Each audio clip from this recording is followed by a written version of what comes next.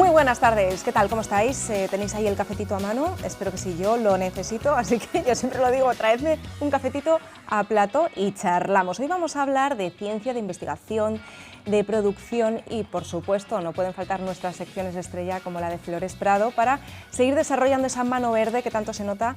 Yo doy fe, también se nota en mi casa, así que vamos con los cuidados de las dalias y también otras plantas que vamos a descubrir a continuación. Vamos a hablar de música, vamos a hablar también de cultura y, por supuesto, también seguimos el tema de la vacunación que poco a poco va avanzando. Hay opiniones para todos los públicos, desde luego que así es como funciona todo, ¿no? No todo el mundo tiene que estar en la misma línea de opinión, pero también vamos a hablar de opiniones, también vamos a hacer una pequeña tertulia. Vamos a comenzar con nuestro primer tema de actualidad.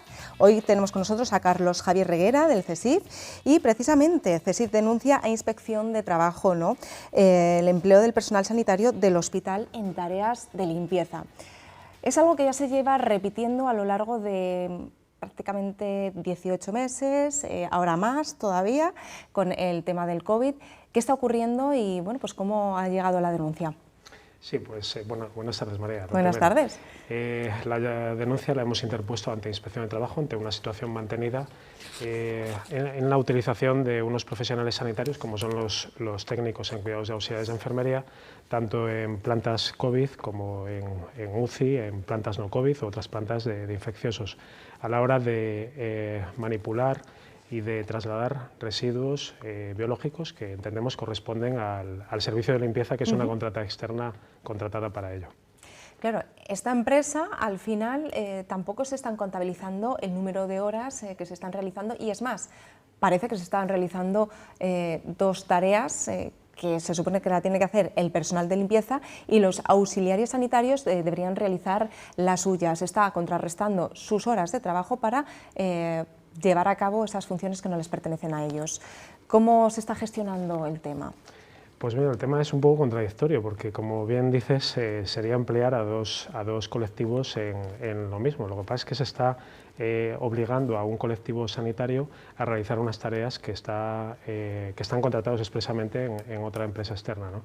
Tenemos incluso carteles colocados desde el principio de la pandemia, en el que se especificaba que era la empresa de limpieza la que tenía que gestionar este tipo de residuos tipo 3 de origen biológico o infectocontagioso y no las técnicos en cuidados de auxiliares de enfermería las que se les está obligando y, como he dicho, cada vez es más extensivo en los diferentes servicios. Empezaron por algunos servicios, ahora se está haciendo extensivo al resto del hospital. ¿Ha habido algún cambio, alguna modificación frente a estas quejas? No, de momento seguimos igual, esperamos que lo haya y si no, pues la Inspección de Trabajo que acuda, como es su función o su trabajo, valga la redundancia, a examinar un poco lo que está ocurriendo con este tema.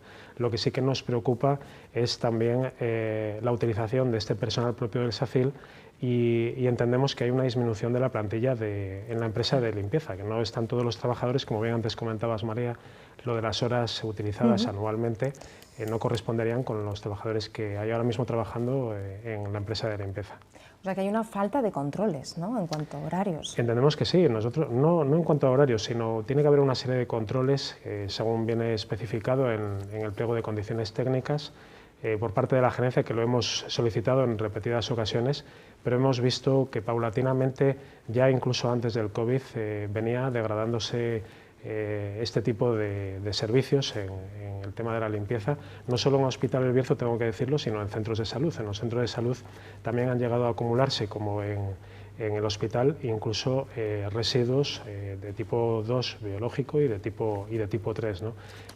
Residuos que tienen que ser gestionados y trasladados por la empresa. Por personal determinado. Exacto, sí, por la empresa de limpieza que está contratado y que recibe un dinero a cambio de eso.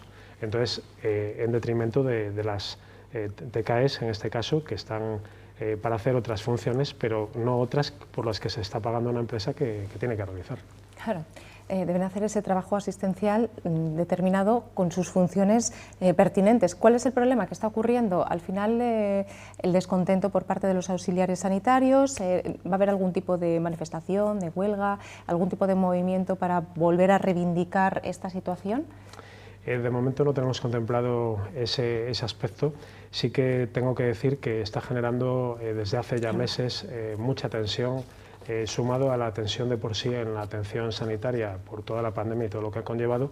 Tenemos una plantilla en el Hospital del Bierzo de 254 TCAEs, más 11 técnicos de cuidados auxiliares de enfermería y técnicos de farmacia, y que no entendemos cómo, después de haber sido una de las categorías también fundamentales a la hora del abordaje de esta pandemia, y que han pasado por alto muchas cosas y han hecho muchas cosas, como todos los profesionales en el ámbito sanitario, ante una situación excepcional, cómo se mantiene esta situación todavía a día de hoy cuando lo hemos denunciado. De hecho, tengo que decir también que lo hemos denunciado al gerente regional de salud hace 10 meses, el 22 de mayo del 2020, sí, cuando no nos ha dado ninguna respuesta concluyente y nos ha venido a decir que la gerencia del Bierzo es la responsable en la acometida de esta resolución del problema, que vemos que sigue prolongándose y no se resuelve. No queremos que se fomente una tensión ni un exceso de problemas con otro servicio.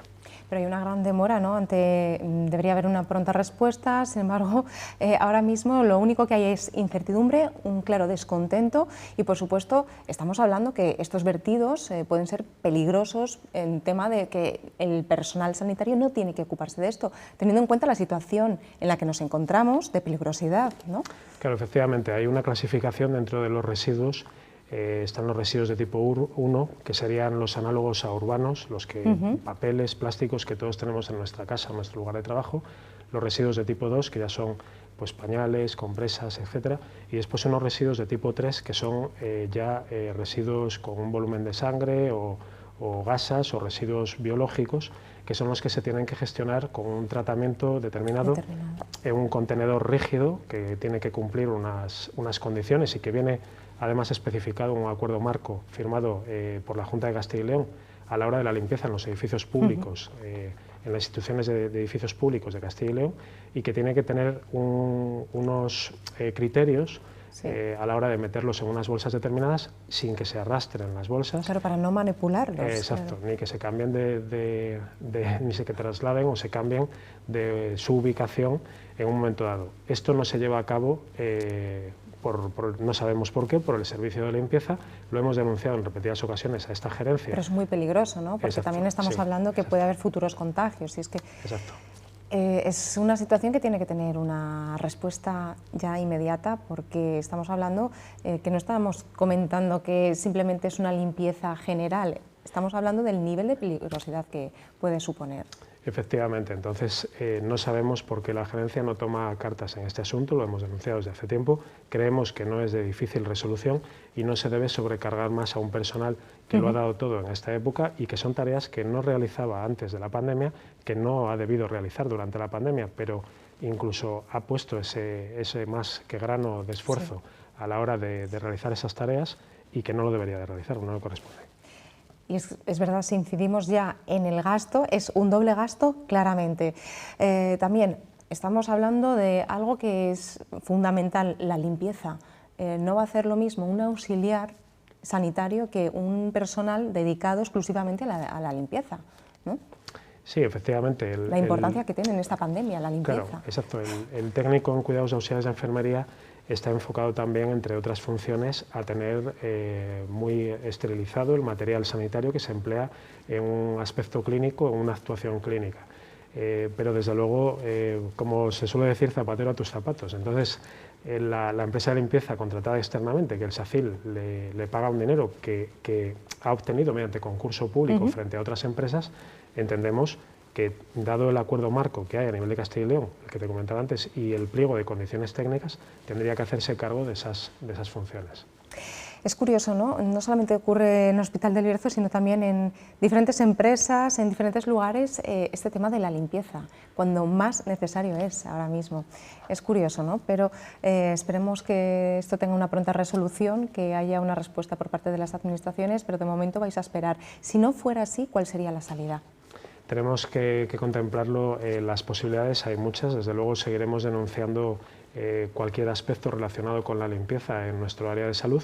Creemos, como bien has dicho, en cualquier empresa que la sanidad es, o el aspecto saludable o la limpieza o la higiene de un local de trabajo es fundamental y tienen que realizarlo profesionales y tienen que tener cierta seriedad, rigor, claro. Tanto los empresarios, tanto empresas públicas como privadas, a la hora de, sobre todo ahora en esta época de pandemia, se ha visto que es fundamental una limpieza adecuada, no digo excesiva, adecuada por lo menos, y que lo lleve a cabo el personal preparado para ello.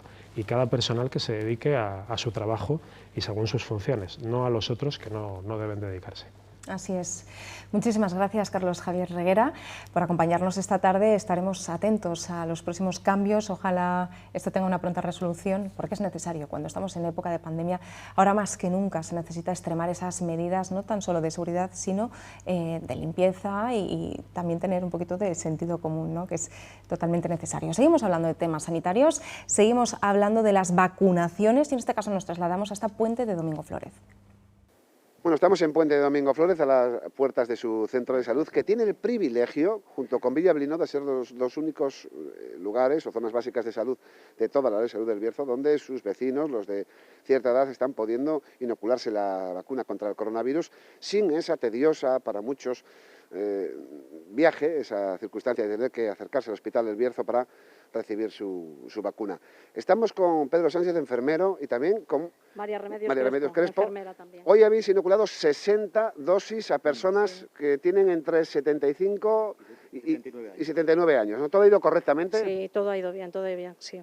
¿Han venido andando prácticamente todos o han tenido que ir a algún pueblo? La mayoría han venido en vehículo, los hemos vacunado en sus coches respectivamente y ha habido 3 o 4 casos que han venido caminando. Los vecinos más cercanos aquí de Puente han venido caminando. Claro, esto sumaría casi 200 entre lo anterior, ¿no? Sí. 200 personas. Sí, la semana pasada vacunamos sobre 140 y hoy eso, 60, unas 200 personas. Me parece que la propia Junta os permite hacer esto sin desplazamiento, ¿no? Es un privilegio, ¿no? Nos parece perfecto, porque todo lo que sea facilitar la vacunación a la población, pues, y evitarles esos desplazamientos, pues yo creo que es beneficioso para ellos, claro. Y nosotros deseosos de poner todas las que sean. ¿Ha habido algún problema de preguntas sobre qué se le pone con tantos miedos que se han generado, infundados, lógicamente, pero con miedo existente? Sí, normalmente siempre nos preguntan qué vacuna es la que estamos manejando. ¿Cuál es la que me ponen? ¿Cuál es la que me ponen? Sí, suelen preguntarlo. ¿En este caso qué ha sido? Pfizer, hemos puesto la de Pfizer. Hay una segunda parte que tienen todavía que esperar varias semanas, ¿no? Sí, dentro de 3 semanas se pondrán las segundas dosis. Desde la primera dosis a la segunda dosis, 3 semanas.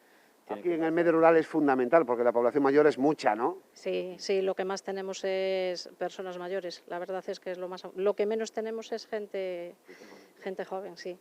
El trato perfecto, no ha habido ninguna complicación. Nada, todo ha salido rodado. Tenemos que dar muchas gracias y agradecimientos al Ayuntamiento del Puente porque nos ha facilitado la organización, nos han pues el manejo de los vehículos, de todo son facilidades. El circuito de entrada y salida, todo el encargo del Ayuntamiento, o sea que muy bien. Pero esto no termina aquí, va a haber más vacunaciones. Sí, la siguiente el próximo viernes, el día 30 tenemos otra vez convocatoria. En este caso son las edades de 70 a 75 años, 74 años, de 70 a 74 años, primeras dosis. Que también hay una cantidad de población notable al respecto, una proporción destacable dentro de la zona. De 200 van a ser, otras 200. Sí. Y bueno, nada más, ¿no? Vosotros satisfechos, todo está ocurriendo con normalidad. Sí, contentos de poder ayudar de esta manera y ir poniendo dosis, claro. Lo que hace falta es que lleguen dosis para poner. Don Pedro también las está esperando para la próxima semana. Vamos, a ver, si no las fabricamos nosotros, tenemos... Pues gracias a los dos. Recordamos que en Puente de Domingo Flórez, una de las 2 subáreas de salud del todo el Bierzo, donde se está permitiendo ese privilegio de poder inocularse la vacuna sin desplazarse de forma tediosa para tantos como lugares como el Valle de Fornela, por decir un caso extremo, donde sí tienen que desplazarse a Ponferrada y aquí han tenido ese privilegio. Pues estamos también muy contentos de que podáis continuar con vuestro trabajo, agradeceroslo también a vosotros y hasta la próxima, que será dentro de muy pocos días, de nuevo vacunación. El próximo viernes, si no hay novedades, el próximo viernes. Sí. Gracias, don Pedro. A ti, a vosotros. Gran trabajo por parte de los sanitarios. Nosotros seguimos hablando de ciencia, de investigación, del Departamento de Microbiología y hoy tenemos a Santiago Gutiérrez, catedrático de la ULE del Departamento de Microbiología. Vamos a que valga la redundancia. Vamos a hablar de un tema que a mí me parece apasionante, precisamente por ese estudio que estáis desarrollando, que tiene mucho que ver con los hongos, ¿no? Lo que tiene que que desarrollarse para comenzar a comprender muchos conceptos y muchas ideas. Santiago, cuéntanos. Sí, bueno, a ver, los hongos están presentes en muchos aspectos de nuestra vida. Sí. Y bueno, nosotros precisamente los hongos que estudiamos tienen dos facetas. Una faceta buena, que son hongos que controlan plagas en cultivos, y luego también estudiamos los hongos que podríamos decir los malos, ¿no? Los que producen enfermedades. Entonces, nosotros particularmente aquí en microbiología de Ponferrada, lo que hemos desarrollado durante los últimos 20 y tantos años que llevamos aquí, pues es el conocer cómo estos hongos perjudiciales son capaces de producir compuestos que precisamente son los causantes de ese daño. Agreden tanto a vegetales, personas... Sí, sí, son tóxicos para los vegetales, de manera que muchos de ellos son responsables de pérdidas económicas importantes, pero también son tóxicos para animales y para las personas. Cuando llegan a la cadena de consumo, pues pueden ser muy perjudiciales, sí, sí. Estamos viendo algunas imágenes. Sí, sí. ¿Qué nos encontramos, Santiago? Pues esos son precisamente 6 de los hongos que están ahí puestos con los nombres, que son más importantes desde este punto de vista, los que causan de alguna manera más daños, porque producen los compuestos que veis a la derecha. Los compuestos que veis a la derecha pertenecen a una familia, tienen un nombre un poco raro, que se llaman tricotecenos, y que están asociados precisamente con esos daños a cultivos y con esos efectos perniciosos en animales y en personas. Ahí los tenéis en otra perspectiva. Entonces, bueno, pues ahí hay hongos de géneros tan importantes como Fusarium. Fusarium causa pérdidas económicas de miles de millones de dólares en el mundo anualmente, y puede hacer que un determinado cultivo tipo maíz, trigo o cebada, pues quede inhábil para su consumo. ¿Cómo estáis llevando a cabo esta investigación, Santiago? Bueno, pues es bastante curioso porque nosotros trabajamos en Ponferrada, ahora mismo estamos trabajando 4 personas en microbiología de Ponferrada, pero realmente hoy día el que piense que esto se hace en un sitio de forma aislada, como a mí me llegaron a decir hace muchos años, como Quijotes, es que no sabe de qué va esto de la ciencia. Hoy día toda la ciencia se realiza en redes de colaboración, y nosotros, para que os hagáis idea, bueno, primero trabajamos más cercanamente con el grupo en el que estamos integrados en la Universidad de León, que es el grupo que se llama Grupo Guías, que es Grupo de Investigación en Agricultura Sostenible. Entonces ahí estamos integrados, pero también colaboramos de forma muy directa con el Departamento de Agricultura de Estados Unidos. De hecho, esas fotos precisamente son fotos de un trabajo que hicimos conjuntamente con ellos y que se publicó en el año 2018.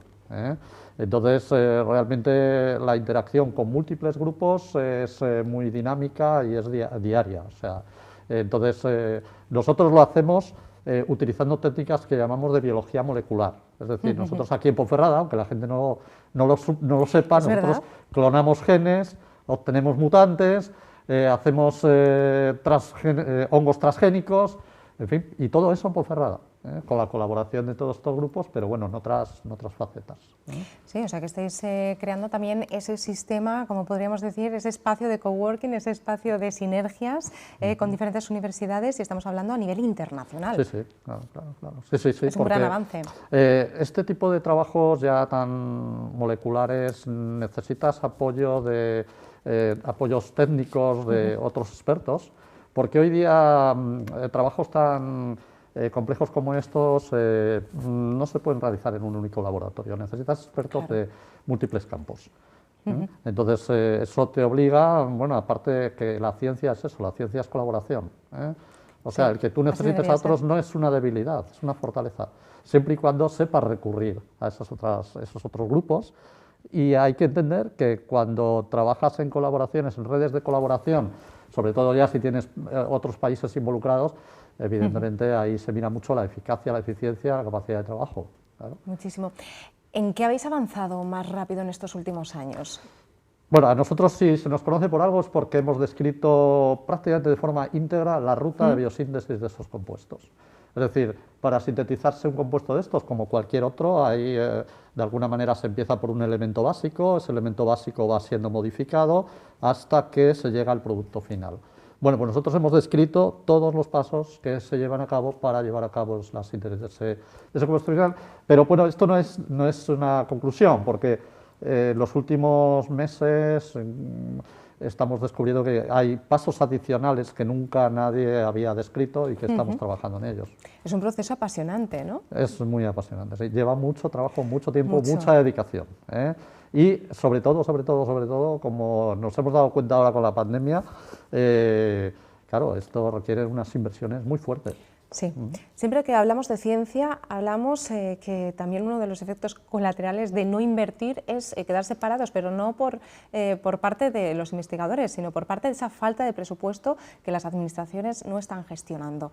Entonces, si realmente se invirtiera mucho más en investigación, nos hemos dado cuenta, por poner un ejemplo claro y simple, pues el tema de la vacuna. Cuando realmente se quiere, se está invirtiendo, ¿no? Entonces, es totalmente necesario.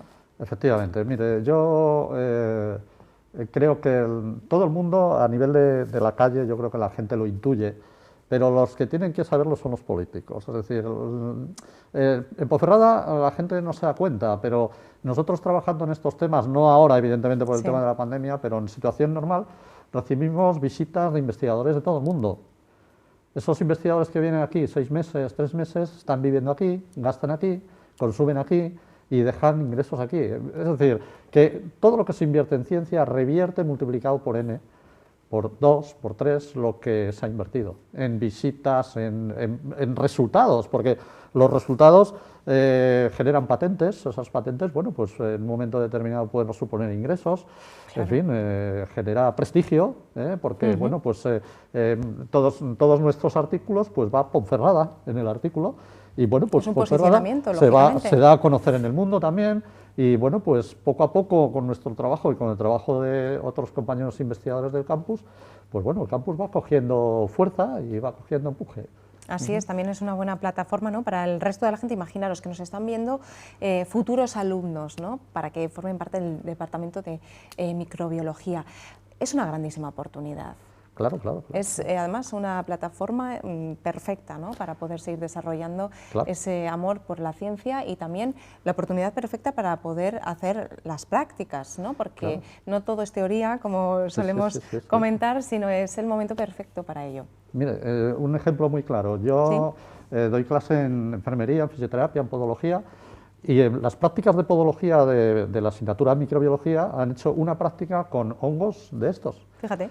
Porque, claro, para explicarles las micosis, las infecciones causadas por hongos, bueno, pues tienes que tener hongos. Entonces, nosotros, como tenemos hongos de estos, que están además modificados, que tienen determinadas características interesantes de observar para un futuro sanitario, pues hemos hecho prácticas con nuestro propio material, no material que hemos comprado, que habéis cogido de fuera, ¿no?, ni que nos han mandado para dar clase. O sea, es un material que nosotros mismos hemos generado. Es decir, que la investigación genera conocimiento que se transmite a las generaciones futuras. Y aplicable a diferentes disciplinas, ¿no? Claro. Eso es algo fundamental. Santiago, ¿qué es lo más gratificante a la hora de investigar?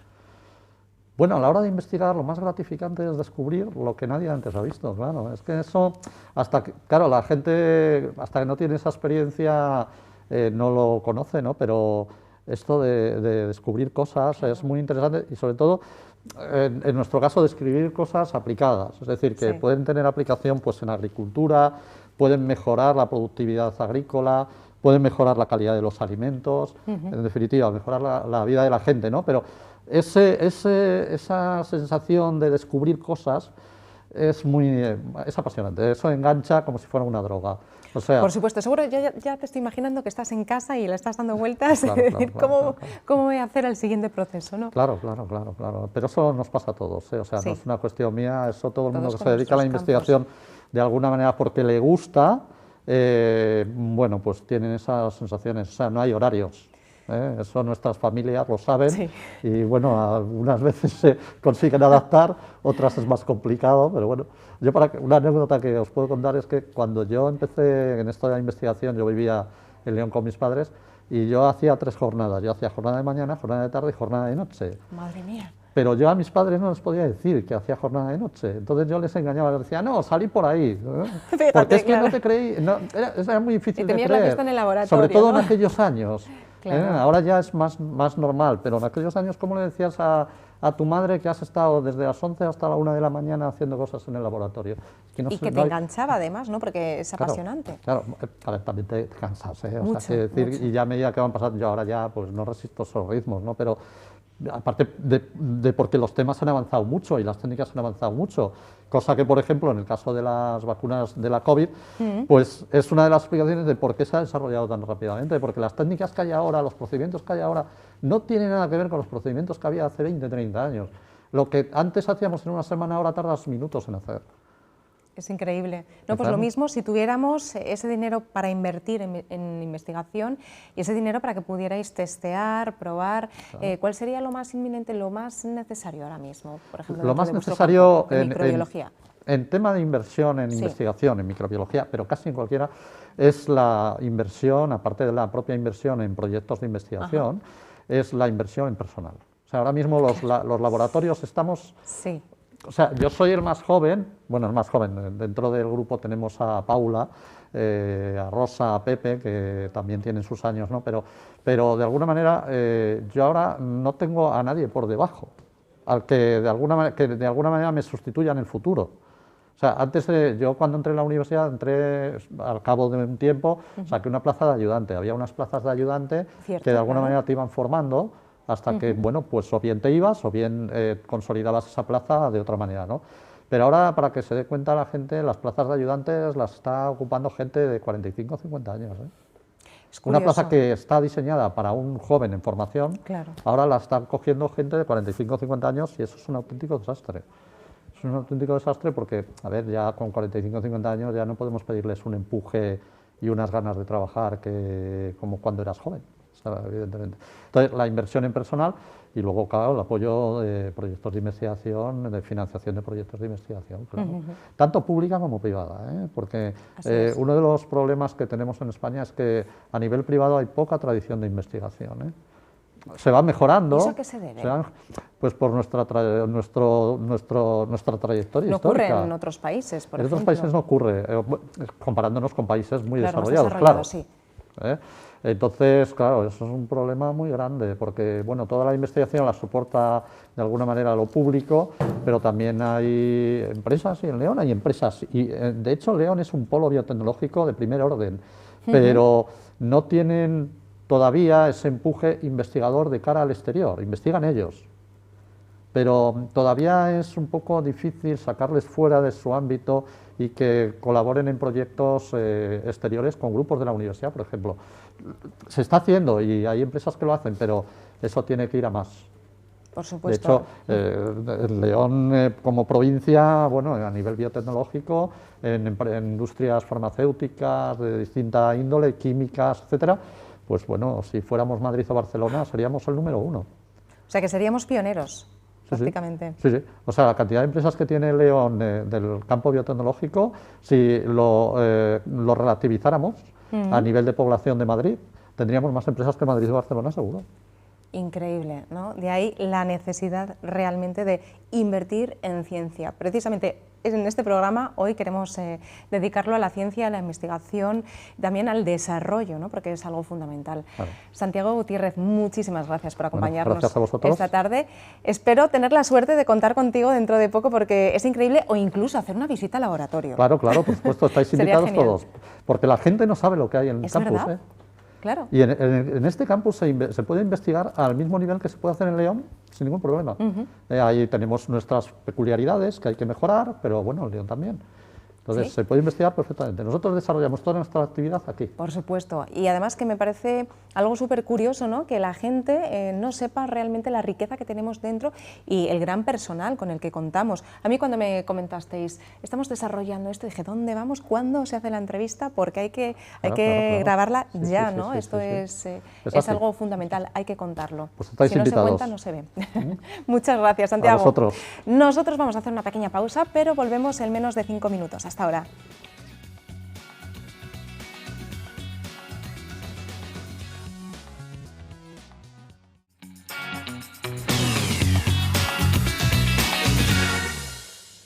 Ya estamos de vuelta a las 5 menos 20 de la tarde y nosotros nos trasladamos a Villafranca en el plató. Hoy nos acompaña María Luisa Blanco, ¿qué tal, teniente alcalde? Buenos días. Y dos nuevas invitadas. Ya tenía yo ganas de conoceros porque vamos a hablar de la fiesta de los Mayos. Tenemos a Marisa Cela y a Carmen Pájaro. Bienvenidas, chicas. Hola. Hola. Bueno, menudo cartel bonito tenemos sobre la mesa.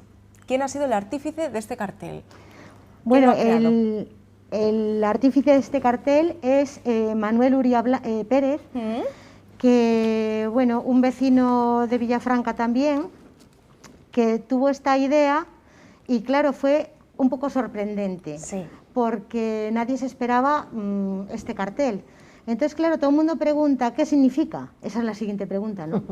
Pues según él, que seguro que él lo explicaba mejor, lo explicaría mucho mejor que nosotros, es el hilar un poco la tradición. Ciertamente, el año pasado no pudo haber tradición por el confinamiento, entonces lógico, vamos a hilar esa tradición. Pero sobre todo, él lo que quiere hilar es que, como en el Mayo, es como una fiesta multidisciplinar, interviene la naturaleza, la gastronomía, tire castañas, señora María, tire castañas, y es la castaña, el donativo del Mayo. Estáis hilando una cosa con la otra, pues además de la fino, cultura. Ha hilado fino. Sí, sí, sí. Y luego entonces dice, bueno, para que no perdamos el hilo de la tradición también. Y luego yo, si me permitís, apuntaría que lo mejor de estos carteles sorprendentes, que tienen diversas interpretaciones, es dar rienda suelta a la imaginación de cada uno y que cada uno piense lo que le parezca. Pues me parece súper original, desde luego, y para que no perdamos el hilo y que estemos ahí, que sepamos enhebrar un tema con otro, ¿no? Muy multidisciplinar, como estamos viendo. Vamos a recordar que esta fecha tan señalada es uno de los momentos también de mayor celebración en Villafranca, ¿no? Es algo que no nos podíamos perder y este año, a ver cómo lo vamos a hacer. Contadme. Pues sigo diciendo nada, es una fiesta muy importante, ya lo ha dicho Marisa, la verdad es que es un hito de los del calendario en Villafranca, el 1 de mayo, además es una fiesta que recibe mucha gente, por eso este año queremos hacerlo, pues, y igual que el año pasado fue un mayo confinado, pues este año un mayo más semiconfinado, más de casa. Sí que pedimos a todos aquellos que nos visitan habitualmente que no se olviden el mayo, que lo visiten, porque tanto en la página web del ayuntamiento como en las redes sociales vamos a colgar otros mayos que ha habido, el mayo del año pasado que fue especial. Entonces, bueno, que sea un mayo de celebración en lo que es Villafranca y esperar que el año que viene nos podamos reunir todos. Ojalá aquellos que nos reunimos siempre y invitar a todos los de fuera a venir. Este año no podemos hacerlo así, será más casero y ahí la organización, que son los que más saben. ¿Cómo echamos de menos estas imágenes? Muchísimo, la verdad. Sí. Marisa. Pues efectivamente la organización quiere insiste en que no podemos, desgraciadamente, no podemos convocar, no podemos invitar a salir al Mayo, incluso nosotros mismos no vamos a salir al Mayo, entonces tampoco queríamos dejar de celebrar el Mayo, porque es como una superstición de que hay que rendir ese culto a la naturaleza, ahora más que nunca, en este momento más que nunca. Entonces, ¿cómo lo hacemos? Y se nos ocurrió que la idea del Mayo Mozo lo tiene que celebrar. Lo podemos celebrar todos otro año, efectivamente, y os emplazamos para que el próximo año, a ver si podemos salir todos, pero este año desgraciadamente no podemos salir todos, entonces esperemos que salgan simbólicamente algún grupo de mozos, adolescentes, preadolescentes, que sean independientes en su grupo burbuja de amigos o compañeros del colegio, y solamente un mayo de 5 o 6 personas máximo. Insisto, al que no se le puede pegar nadie alrededor, porque si no, en el momento en que se formen tumultos, muy a nuestro pesar, tendríamos que suspender, y fijaros que nos gusta la fiesta, que nos lo vamos a pasar mal por no poder estar ahí. Pero también tiene otra parte buena, que es que el Mayo se vive desde los balcones, porque si no hay gente que tire al Mayo, que salga a ver pasar el Mayo, no tiene sentido. Entonces este año nos toca ser los protagonistas de los balcones y tirarle cosas al Mayo en relación a lo que ellos hagan. Y esta es una idea que por eso también la pusimos en las redes, en unas fotografías en nuestro programa, es una idea de recuperar el mayo de una manera que se venía haciendo en los años 60. Hay un par de fotos que salieron ya en carteles, que son unos 4 o 5 niños con su mayo, nada más. Entonces, bueno, esa es la idea, mientras no se pueda hacer de otra manera. Insisto, en cuanto haya tumulto, porque estamos además, en una especie de cuarta ola por ahí, entonces habría que suspenderlo. Entonces, pues nada. Lo único que quería, antes de que me olvide, es dar un saludo y un abrazo fortísimo a toda la gente que nos acompañó siempre y que este año no nos vamos a poder ver otra vez. Pero bueno, malo será que el año que viene. Por supuesto que sí. Y Carmen, tú vas a ser parte, ¿no?, de ese pequeño grupito. Sí, bueno, a ver, yo este año, pues igual que ellas dos, voy a estar un poco en la parte de la organización, porque bueno, como ha dicho ella, lo que se quiere conseguir también con la celebración de este sábado es como dar rienda a estas nuevas generaciones que vienen, ¿no?, de pequeños, por eso lo del mayo mozo y que salgan pues la gente más joven también, porque al final pues esto es una tradición que se ha venido haciendo hace muchísimos años y a día de hoy sigue porque ha ido pasando de generación en generación, ¿no? Entonces pues también lo que queremos conseguir es un poco eso, ¿no?, que no se pierda pues esa pasión por seguir la tradición. Entonces pues bueno, a ver si este año, aunque no puede ser como siempre, pero los pequeños se animan y salen a las calles. Vamos a disfrutar sí o sí, eso es cierto. Marisa, cuéntame. Tengo que puntualizar, llamamos mayo mozo, pero se hace extensivo a las mozas, por supuestísimo. Eso sí que no lo podemos. Sí. Hombre, que a Villafranca las hay. Muchas, y buenas. Y buenas. Bueno, desde aquí quedamos todos y todas emplazados a este mayo mozo y a este mayo tan especial. Y yo creo que también es una buena forma, ¿no?, de reivindicar esas tradiciones y la cultura de nuestro pueblo, además, uno de los sitios más bonitos de toda Castilla y León. ¿A qué sí, María Luisa? Por supuesto, desde el 2017 lo somos y creo que seguiremos siéndolo. Y trabajamos por ello. También queremos deciros que va a haber la presentación de un libro que se va a hacer el domingo en el teatro. El sábado en el teatro hasta... Estará abierto a todos hasta completar aforo y ya sabemos que las medidas de sanidad serán muy importantes también en este evento. El libro... Sabios Paisajes. Sabios Paisajes, que colaboraron parte de gente de la escuela en su elaboración y bueno, que es muy importante y está también... será importante la figura de Cundo Blanco, una persona que nos ha dejado últimamente y que ha sido un defensor a ultranza de la naturaleza y de los paisajes villafranquinos, de todo el ayuntamiento y de todo el Bierzo, por supuesto. Pues una gozada, ¿no? Al final lo tenemos todo reunido en un día con las máximas restricciones, cierto es, pero no por ello no vamos a dejar de disfrutar. Así que, chicas, muchísimas gracias por acompañarnos. Y desde casa a cantar los mayos todos. Eso. Que no nos falte, así me gusta. Y a ver si sale algún mayo por el barrio y estar atentos en los balcones sobre todo, y también se puede ir paseando por la calle sin molestar a los mayos. Sin unirse, sí. Eso es. Bueno, pues hablando de la fiesta de los mayos, vamos a seguir hablando de naturaleza. Vamos con Flores Prado porque vamos a hablar de la dalia y la celosía. A ver qué nos cuenta María Díez.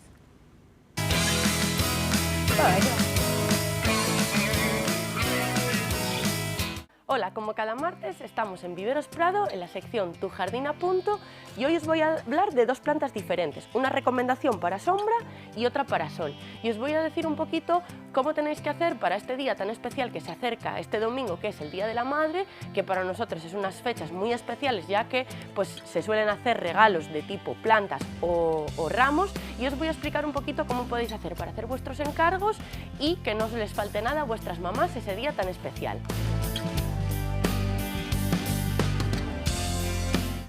Aquí os voy a presentar los dos tipos de planta que os voy a hablar hoy. Una es la celosía, que vamos a tener dos tipos, bueno, hay más, pero bueno, ahora mismo os voy a presentar dos tipos, y la dalia. En este caso la dalia va a ser la planta que vamos a utilizar para sol, y ya veis que es una planta muy típica, que prácticamente todo el mundo conoce y que la hay en varios colores.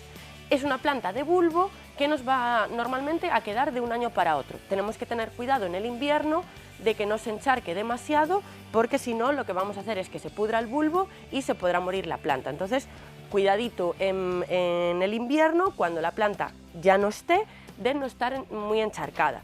Es una planta que, a pesar de que sea de bulbo, es una planta que nos va a durar durante todo el verano florida. Lo único que tendremos que ir haciendo es, cuando se empieza a marchitar la primera capa de flores, ir quitándole todo lo que es el tallo de flor y la flor para que estos brotitos nuevos que veis sigan floreciendo. Ves que la podemos encontrar, ya os digo, en varios colores. Aquí tengo fucsia, amarilla, naranja, la podéis encontrar blanca, y luego también la podéis encontrar en diferentes formatos de flor. La podéis tener doble, semidoble, la podéis tener de flor más pequeñina, de flor grande. En este caso es una de flor doble pero pequeña.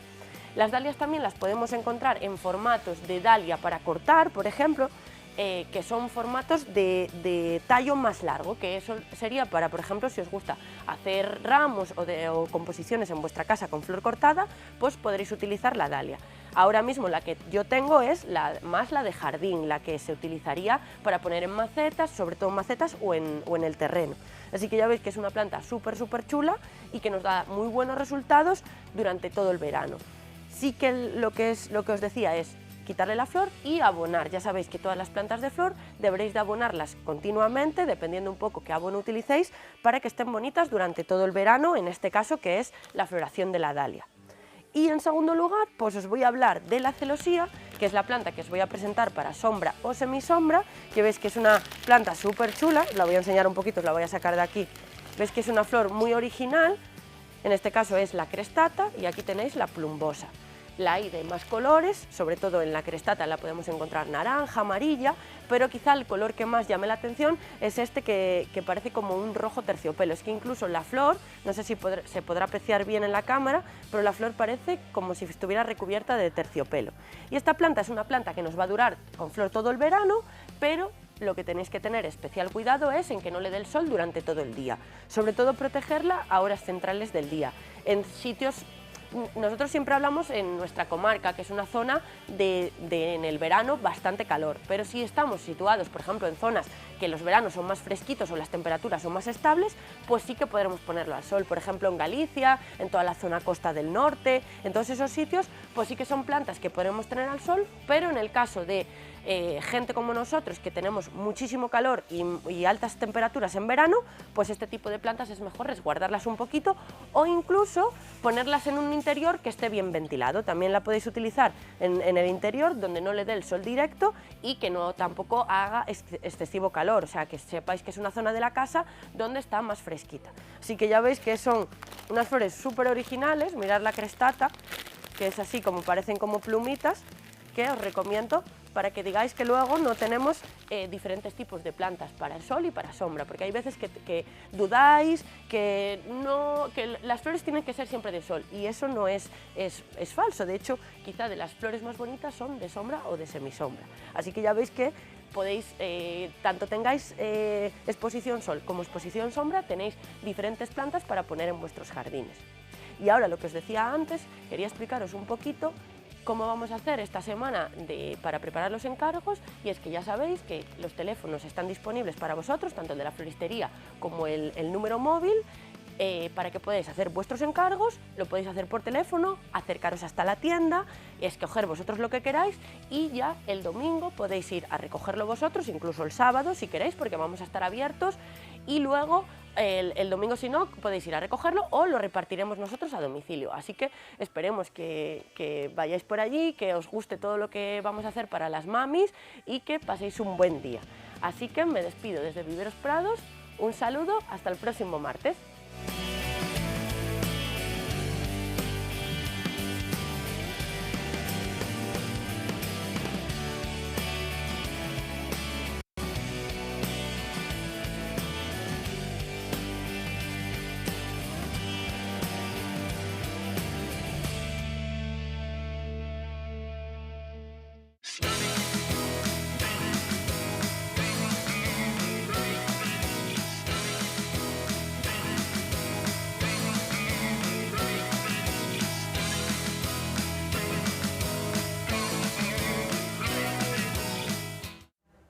Es fantástico seguir los consejos de María Díez.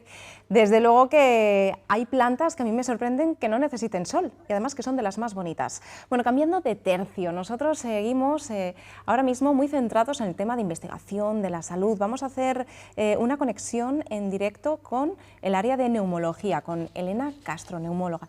Muy buenas tardes, ¿qué tal desde el Hospital del Bierzo? Buenas tardes, María. Muy bien, bienvenida a nuestro magazine. Después de casi 13 meses de pandemia, una cuarta ola, vamos a analizar esa evolución de los pacientes del área de neumología, esas secuelas y los futuros tratamientos también a seguir desarrollando. Perfecto.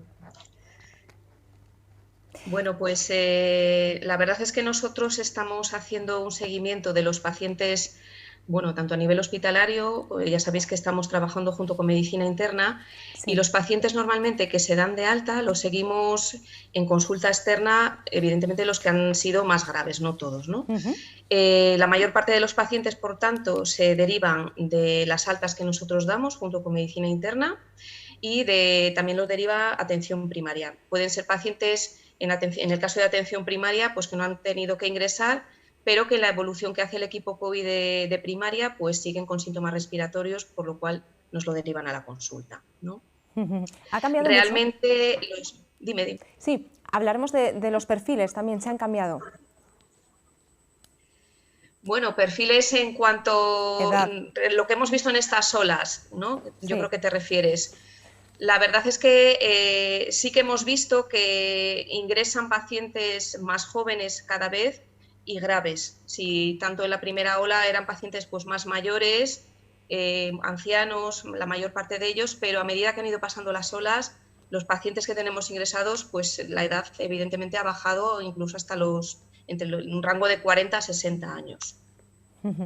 Pacientes muy jóvenes, por lo que estamos viendo, ¿no? Además, sí que todo esto teniendo en cuenta que ya muchas personas mayores se han vacunado, muchas personas mayores con el miedo tampoco salen tanto y sí, los perfiles cambian, pero me imagino que la sintomatología prácticamente será la misma. Sí, los síntomas en principio siguen siendo los mismos, un cuadro gripal o pseudogripal al principio, con normalmente síntomas respiratorios, tos, fatiga, fiebre, dolores musculares, pues como una gripe, ¿no? Que los primeros días normalmente son cuadros más bien banales y es verdad que la mayor parte de los casos es así, pero los casos que van a ir peor normalmente es a partir del 7º día, pues cuando se ponen más malitos, aumentan los síntomas y tienen que por lo menos hacer una valoración en el servicio de urgencias. Si hablamos de secuelas graves, ¿cuáles serían las secuelas más graves de estos pacientes, Elena? Pues mira, a nivel respiratorio, las dos complicaciones más graves que podemos tener en este tipo de pacientes son la neumonía intersticial, en aquellos pacientes en los que se produce una inflamación muy importante por el sistema inmunitario, y los pacientes, otra de las complicaciones son las trombosis, sobre todo el tromboembolismo pulmonar. Claro, son a la larga este tipo de secuelas, me imagino que prácticamente el 70% se pueden desarrollar con tranquilidad, ¿no? Es decir, que poco a poco esos pacientes se van a ir recuperando y esas secuelas irán desapareciendo. Sin embargo, hay otras que son totalmente persistentes. Sí, vamos a ver, afortunadamente, aunque los cuadros respiratorios que nosotros vemos y hemos visto muchas neumonías graves pues son muy floridas, en el momento de las revisiones la mayor parte de esos pacientes se terminan recuperando. Lo que ocurre es que la convalecencia o el tiempo de recuperación pues es más prolongado que en otro tipo de virasis, ¿de acuerdo? Hay un grupo pequeño de pacientes en los que sí que va a quedar una afectación pulmonar con áreas de fibrosis.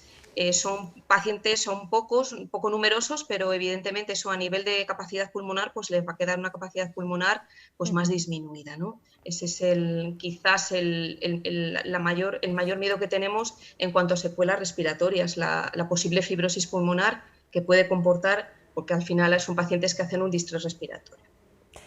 También el coronavirus ha servido quizás para diagnosticar diferentes enfermedades pulmonares que estaban ocultas, ¿no? Esa labor de seguimiento que habéis estado haciendo los profesionales sanitarios.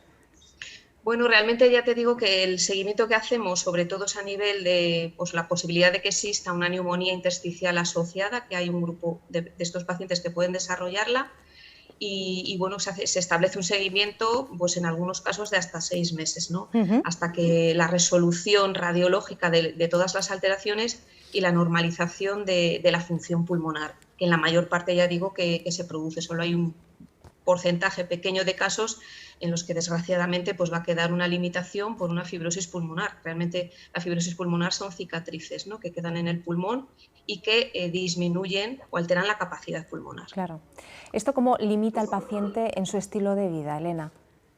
Pues sobre todo lo que va a producir es fatiga con el esfuerzo, ¿no? Fatiga dependiendo del grado, fatiga con esfuerzo, y claro, si va progresando pues les va a limitar porque no van a poder hacer lo que ellos hacían antes, se van a tener que quitar de muchas actividades, incluso en algún paciente ya en casos más graves incluso habría que plantearnos instaurar oxigenoterapia domiciliaria, ¿no? Ya digo que va a ser un grupito muy pequeño de pacientes, afortunadamente. La mayor parte se van a recuperar o les va a quedar una limitación, una alteración, pero que no va a limitar en gran medida su vida. Es importante saber esto, ¿no?, tener en cuenta estos datos positivos, porque es verdad que muchos pacientes quizás que desgraciadamente estén pasando esta cuarta ola, estén padeciéndola, ven limitadas sus capacidades, mermadas pues todas las posibilidades de una pronta mejora, ¿no? Pero con el tiempo todas estas posibles secuelas se van a ir limitando, ¿no?, van a ir desapareciendo. Sí, yo creo que es muy importante y es lo que les transmitimos, yo creo, en la consulta a nuestros pacientes, que hay que tener paciencia. Igual hay otras virasis, pues como la gripe, en las que también hay una convalecencia normal de 1 mes y esta quizás es más prolongada. Luego también hay que saber que hay síntomas como, sobre todo lo que se quejan los pacientes es de cansancio, y muchas veces confundimos el cansancio con la fatiga. Son muchos pacientes que refieren fatiga, pero que no tienen ninguna alteración a nivel pulmonar, ni tanto radiológicamente ni en cuanto a capacidad pulmonar, con lo cual insistimos poco a poco en ir recuperando actividad y bueno, en darles tranquilidad en el sentido de que igual se tardan más meses en volver a recuperar toda la actividad que tenían. Sobre todo es paciencia. Por supuesto que sí, todo es paciencia. A nivel farmacológico, a nivel de tratamientos, ¿habéis evolucionado a la hora, por ejemplo, del diagnóstico, pero también a la hora de prescribir, ¿no?, de decir este medicamento funciona mejor que este otro y claro, es una prueba ensayo y error continua? Sí, bueno, se están ensayando continuamente y esto, bueno, pues aunque ha pasado 1 año, ya evidentemente sabemos más que el año pasado, por lo menos sabemos cosas que ya no utilizamos porque se han demostrado que no son eficaces. Y realmente a día de hoy pues los corticoides siguen teniendo su utilidad, que realmente es el fármaco que ha demostrado una mejoría en la supervivencia y en la disminución de la inflamación, y se utiliza también algún inmunosupresor, pero bueno, con cautela porque son fármacos que no tienen sus indicaciones y sus contraindicaciones, sobre todo a la hora de pensar que si son pacientes que puedan tener también una coinfección por un germen bacteriano, pues hay que tener mucho cuidado al utilizarlos, ¿no? Pero bueno, se están estudiando más fármacos y estamos seguros que en unos meses lo que ahora medio vale, pues probablemente se desestime y aparezcan nuevas alternativas. Claro que sí, hoy precisamente estábamos hablando de la importancia de la investigación científica, farmacológica, y en este caso pues esta enfermedad nos ha venido a dar un toque de atención de lo necesario que es, ¿no?, seguir invirtiendo en esta investigación y sobre todo teniendo en cuenta la situación que habéis estado viviendo en el hospital, ¿no?, que estabais totalmente desbordados, y también ha sido un poco esa necesidad la que os ha hecho, ¿no?, ir desarrollando nuevas técnicas. Sí, yo creo que este año se ha podido ver que ha sido una carrera contrarreloj, contrarreloj en el tiempo, tanto en tratamiento como sobre todo en el poder crear una vacuna, ¿no? Entonces, pues realmente tenemos que potenciar todo lo que sea investigación para que, bueno, todo esto sigamos intentando tener alternativas para esta enfermedad y para cualquier otra que probablemente van a aparecer. No es la primera ni será la última pandemia, evidentemente. Desde luego. Elena Castro, muchísimas gracias por acompañarnos esta tarde y muchísimas gracias por toda la labor realizada a lo largo de estos meses, ¿no? Que es extenuante totalmente. Sí, estamos, bueno, pues se agradece mucho y bueno, vamos a seguir ahí, pero bueno, sobre todo prudencia y seguir con la distancia social y bueno, las medidas que todos conocemos. Muchas gracias, María, a vosotros. Muchísimas gracias, cuídate mucho. Nosotros ahora vamos a hacer una pequeña pausa porque ya nos vamos con el último bloque del programa, que va a ser más cultural, más musical, os voy dando pistas. Hasta ahora.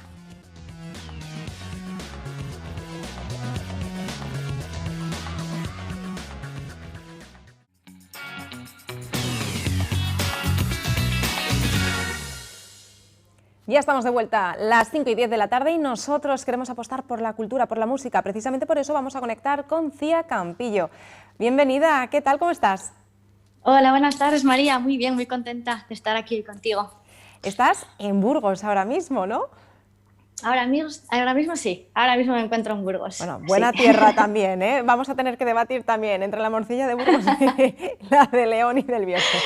Ahí están, ahí están. Ahí están. La buena gastronomía también, la nuestra, tira mucho para casa. Pero vamos a hablar también de lo que realmente nos está poniendo las pilas, que es el mundo de la música. Todos los días nos levantamos siempre con una canción que es la que nos da las vitaminas necesarias para afrontar el día a día, ¿no? Entonces, ahora mismo tenemos que apoyar a los artistas como tú que se presentan a estos premios de la música independiente. Mucha gente pensará, bueno, ¿y esto de los premios de la música independiente qué es? Cuéntanos para que todo el mundo podamos votar. Bueno, pues son unos premios donde solo pueden participar aquellos artistas que, como ya indica el propio nombre, pues tengan un proyecto independiente, es decir, que no tengan detrás una gran compañía como, no sé, pues Universal o cosas así, Warner, sino que, pues, que se autofinancian sus proyectos o que son proyectos, digamos, bueno, pues eso, autofinanciados e independientes. Que ahora mismo es súper complicado, ¿no? Teniendo en cuenta la situación en la que nos encontramos, financiar un proyecto musical es caro y también es complicado, muy arriesgado y al final, porque estamos viendo tu ejemplo, que ha sido un boom, ¿no? Pero no en todos los casos de todos los artistas ocurre lo mismo, así que doble mérito. Sí, bueno, si ya era difícil antes, cuando las cosas iban bien y no estábamos viviendo esta situación, pues imagínate ahora, ¿no? Que está todo de capa caída. Pero bueno, hay que seguir adelante, no queda otra. Entonces hay que de todas intentar luchar y bueno, ¿por qué no? Quizás pues pasar el corte y ser finalista. Qué bien, tenemos muchísimas ganas de que puedas llegar a ser finalista, así que explícanos qué tenemos que hacer. Pues nada, simplemente hay que entrar en la página de los premios MIM, premiosmim.com, te registras, te mandarán un email de confirmación, confirmas tu email, no implica nada este registro, simplemente es para confirmar el email y una vez que lo tengas pues ya puedes entrar a las diferentes categorías y votar a tu artista favorito. Claro que sí, como dice la canción, eres mi artista favorito. Así que ojalá tengamos suerte porque queremos que una berciana llegue a la final y además que va a llegar. Sería muy bonito, María, sería increíble, ojalá. Por favor, que todo el mundo vote. Todo el mundo, los amigos de los amigos de los amigos, que esto se extienda, que al final el boca a boca, como en todo, para todo es muy importante. Entonces, pues nada, si el amigo de tu amigo de tu amigo y todos dejan ahí su granito de arena, seguro que se consigue, claro. Claro que sí. Además, esto tiene como una cierta nota agridulce, porque hace muy poquito tuvisteis que cancelar algunos conciertos, algunas fechas, que ya lo estábamos deseando y de repente fue como un jarro de agua fría, así que a ver si podemos contrarrestar un poco. Sí, otra vez fue un bajón, pero bueno, como siempre digo, hay que continuar, show must go on, ¿no? Entonces hay que seguir adelante y bueno, esto pues es otra alegría más, otro motivo para seguir adelante y vamos a por él, vamos con todo. Claro que sí. Nosotros tenemos clarísimo que vas a ser la ganadora, así que adelante, ojalá. Con mucho poder azul, que el poder azul se extienda a toda la gente que nos está viendo, que lo necesitamos. Eso es, eso es. Muchas gracias, María. Muchísimas gracias, Cía. Bueno, para la gente que esté un poco perdida, que se descargue en YouTube El Poder Azul de Cía Campillo, porque se va a dar cuenta de que todo el mundo tiene superpoderes, pero si es más positivo, todavía más. Siempre. El Poder Azul, el mensaje que hay en el disco entero, en todas sus canciones hay un mensaje positivo para que debes encontrar. ¿Cómo lo encuentras? Escuchando la canción, entendiendo la letra, quedándote bien con el mensaje. Y sí, yo lo hice con esa intención y por eso lleva este nombre que me gusta a mí el nombre que le puse a mi bebé, ¿no? A mi segundo bebé, El Poder Azul. Me parece algo poderoso y estoy empeñada en que este disco tiene que explotar de alguna manera, antes o después, pero explotará. Entonces, por eso sigo ahí luchándolo. Adelante, claro que sí. Cía, muchísima suerte y mucho poder azul. Mucho. Muchas gracias, María. Un abrazote enorme. Chao. Bueno, nos encanta poder ir despidiendo nuestro programa con música, ¿no? Y de hecho ahora queremos estrenar un tema que desde Sonorgrand nos han enviado, que es el tema que realizó Alex Casademunt con su hermano Joan. Quizás ahora es el momento perfecto para rendirle este homenaje. Se llama así, Otra Oportunidad. Que la vida no nos deje de dar oportunidades, que es necesario, y que la vida no nos deje de dar ganas y fuerza, sobre todo de soñar y de amar, ¿no? Que es lo más importante y es el motor del mundo. Otra Oportunidad, Alex Casademunt.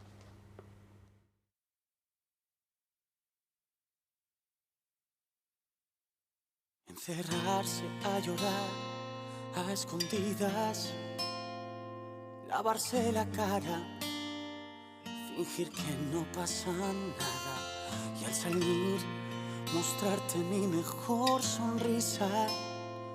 Tengo claro que lo nuestro se termina y me vuelvo a sentar. Tú me miras en silencio, te piensas que estoy bien y en realidad estoy tan muerto y alzas la voz, dices que no, que me quieres, pero que sin mí estarás mejor. La vida no se mide por lo que tú respires, sino por los momentos que te dejan sin aliento. Y tú fuiste el mejor de todos, el más bello. Te vas y ya no queda más remedio. Solo dame una oportunidad, por favor, que he pasado muchas cosas y ya sé que como tú no hay dos. Los errores del pasado solo pueden cambiar a mejor, pero no te vayas, por favor, solo una más. Una sola oportunidad. Encerrarse a coser poco a poco las heridas de este pobre corazón que no tiene solución.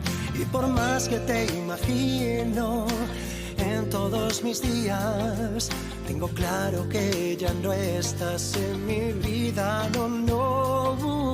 La vida no se mide por lo que tú respires, sino por los momentos que te robaban el sueño. Y yo que era el mejor de todos, el primero, te vas y ya no queda más remedio. Solo dame una oportunidad, por favor, que he pasado muchas cosas y ya sé que como tú no hay dos.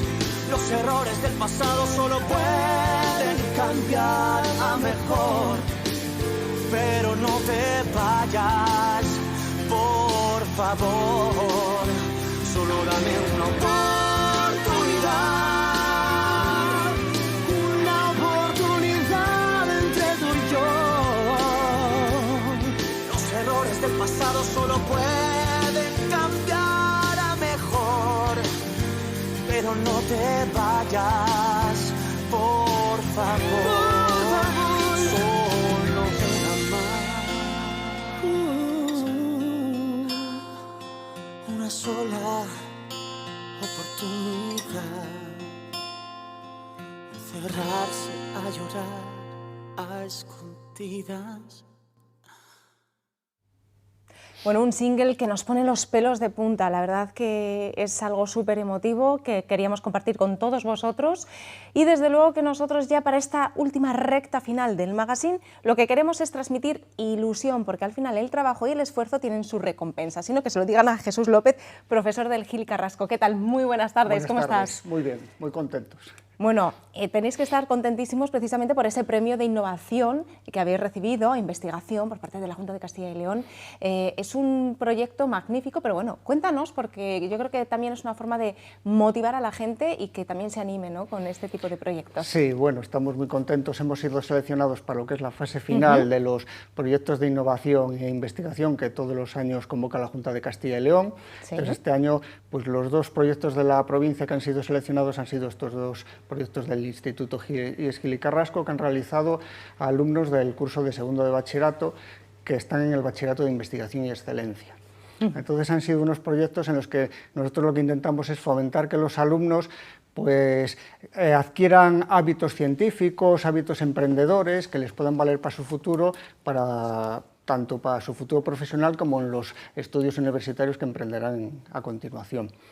Entonces nosotros hemos realizado dos proyectos, cada uno de ellos con dos alumnas. El mío se basaba un poco en estudiar la capacidad que tienen algunas larvas de unos escarabajos de uso común para poder degradar, alimentarse de distintos plásticos. Probamos primero con plásticos procedentes de bolsas de plástico, de botellas de plástico y lo que se llama el forespan, que es el poliestireno expandido que se utiliza como envoltorio. Y bueno, vimos que el poliestireno lo degradaban bastante bien los dos, luego avanzamos más en el proyecto, viendo cuál de las larvas era más eficaz. Las larvas forman parte de un grupo que se llama tenebriónidos, que viene de la palabra tenebrio. Muy curioso el nombre. Sí, viene de que viven en oscuridad, en zonas muy sombrías. Entonces dijimos, vamos a probar a ver si lo hacen igual con luz o en oscuridad.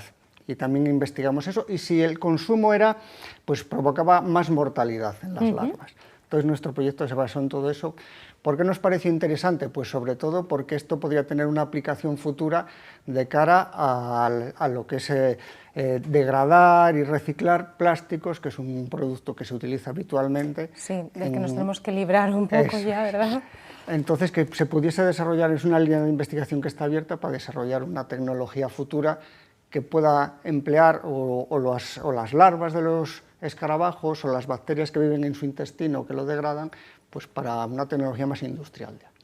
Es un proyecto súper interesante, ¿no? ¿Cómo os llevo sacar la conclusión de, bueno, vamos a centrarnos en esta temática y también cuánto tiempo os llevó preparar este proyecto de investigación? Vale. Los alumnos del bachillerato de investigación todos los años hacen por parejas individuales un proyecto. Entonces los profesores estamos siempre investigando, buscando ideas en lo que encontramos y esta nos pareció muy interesante, sobre todo por la parte de aplicación que tenía. Requiere un esfuerzo grande por los alumnos porque es algo que hacen a mayores de su trabajo en el aula, que segundo bachillerato es un curso complicado. Es un curso duro, ¿no? Y además es un curso muy decisivo. Ahora mismo están casi en la recta final. Sí, ahora están ya con los exámenes, están todos, bueno, ya muy concentrados en la BAO y muy preocupados. Pero bueno, por las tardes fuimos sacando tiempo, empezamos en el mes de septiembre, octubre ya, para ir desarrollando el proyecto. Luego también se encargaron de elaborar la memoria que hemos enviado pues para presentarnos a la fase final y bueno, es un trabajo que es interesante, pero que sí que es verdad que hay que felicitar a los alumnos porque le dedican mucho empeño en hacerlo. Claro que sí, yo creo que es una muestra clara de si te organizas, si realmente tienes ese propósito de hacer las cosas bien, van a salir bien, pero todo tiene un sacrificio, porque ahora mismo estamos hablando de un curso que no es ni primero de bachillerato ni la ESO, es un curso en el que te juegas mucho, así que ese pues esfuerzo por parte de los alumnos y también por parte de los profesores pues es de aplaudir. Bueno, luego también había otro proyecto, ¿no? Sí. Que hablaba sobre el ruido. Sí, el otro proyecto lo realizó una compañera del Departamento de Biología, también Pilar. Entonces, ya teníamos pensado realizar algo sobre el ruido, pero este año, como teníamos unas medidas especiales con respecto al COVID, pues pensamos juntar las dos cosas y ver un poco cómo son los niveles de ruido habituales en el instituto, tanto en las entradas y salidas primera hora, recreo, como en los cambios de hora. Y luego, como no teníamos datos de años anteriores para comparar, se realizaron unas encuestas subjetivas, tanto a profesores como a alumnos, para ver si creían que este año el hecho de llevar mascarilla, el hecho de que hubiese menos movilidad en el centro, ellos percibían que había disminuido el nivel de ruido. Y parece ser que es así, sí, que ellos perciben que el nivel de ruido es menor. Qué curioso, ¿no? Porque además el ruido es uno de los grandes agentes también contaminantes que normalmente no se ve así porque, claro, no tiene... El ruido es algo que solamente lo estamos percibiendo a través del sonido y no a través de vertidos, como podemos comprobar con el otro estudio sobre el plástico, pero es curioso, ¿no? Cómo puede afectar a la salud de las personas. Sí, sí, y además nosotros precisamente vivimos en un entorno que por las características de la gente joven es más ruidosa y que es mucha gente, pues lo percibimos mucho. Sí, y es algo sociocultural, por ejemplo, también el tema de cómo nos referimos a la gente, el tono de voz que utilizamos, cómo hablamos. ¿Es algo sociocultural en otras culturas o quizás en otros lugares, otros países? ¿Tienen un nivel un poquito más bajo? Yo creo que sí.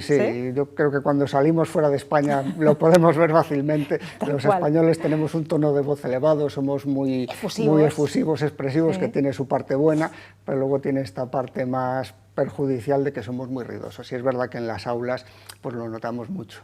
Los profesores en especial somos los que más nos quejamos del ruido, ellos lo asimilan mejor. Por supuesto, los que más padecéis, teniendo en cuenta que muchas veces también hasta tenéis que alzar más la voz, sufrís más, ¿no? Sí, este año lo hemos notado además especialmente porque el hecho de dar clase con mascarilla ha sido un esfuerzo muy grande, nos hemos ido acostumbrando, pero bueno, se ha notado, se ha notado. Y es complicado acostumbrarse para todas aquellas personas que dicen, bueno, esto requiere su tiempo, sí, pero también requiere su mérito, ¿no? Porque no es fácil, sobre todo porque te vas ahogando. Yo lo voy viendo cuando realizas entrevistas de calle, entrevistas fuera, que llevas la mascarilla y aunque ya nos hayamos acostumbrado, no es lo mismo, sí, ¿no? Sí, que es un esfuerzo, aquí en el plató. Pero bueno, por otro lado, mira, este año hemos conseguido que los niveles de ruido hayan bajado, a ver si los mantenemos de cara al futuro, ojalá, que sería muy bueno para los centros educativos. Sí. Bueno, los alumnos, imagino que satisfechos con estos proyectos. Sí, los alumnos están muy contentos. Tengo que decir que en los dos proyectos han participado 2 alumnas en cada uno. Siempre creemos que tenemos ahí un déficit relacionado con las ciencias del sector de la mujer, pues en este caso las que pueden optar al galardón han sido todas chicas y bueno, sí, están contentas, están ilusionadas con ganar.